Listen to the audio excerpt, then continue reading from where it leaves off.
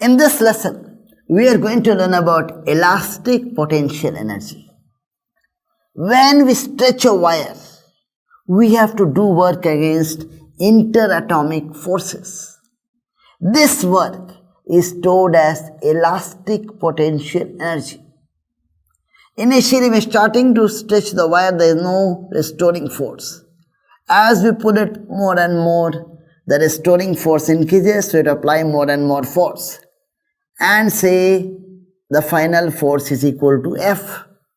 So as we stretch the wire, the average force that we have to apply is equal to 0 plus F, the initial force, the final force, divided by 2.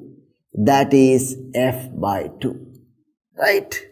So therefore the work that we have to do is equal to average force into the change in length, and this work gets stored as potential energy capital U. This will be equal to average force F by 2 into delta L, right? This is the potential energy half F delta L. So potential energy becomes half F delta L.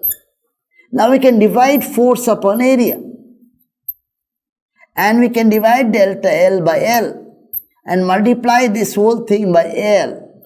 Right? That is the same thing. Right? We divided by L, multiplied by L. Nothing great about that. Now once we write like this, we can write potential energy per unit volume. So U by AL is potential energy per unit volume. We can write a small u, and this will become equal to half F upon A delta L by L. And what is this? Stress. F by A is stress and delta L by L is strain. Therefore potential energy per unit volume is half stress into strain. And what is stress? Stress by strain is Y, Young's modulus. So therefore this equation also we can write as half Y into strain squared, because stress by strain is Y.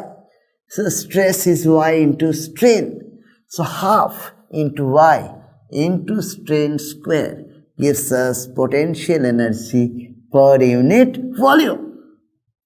Half stress into strain, half Y into strain square. Right?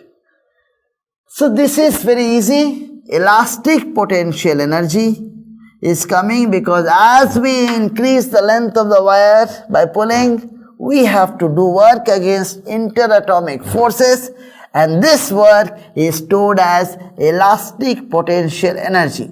Initially, when there is no extension, the force required to be applied is 0 or tends to 0, and finally the force becomes F. So average force you have to apply is F by 2. Change in length is delta L. So work done is F by 2 into delta L, right? And that is half F delta L. If you divide this by volume, we get potential energy per unit volume, and that becomes half stress into strain, and that is equal to half Y into strain squared, where Y is Young's modulus. Young's modulus is stress by strain.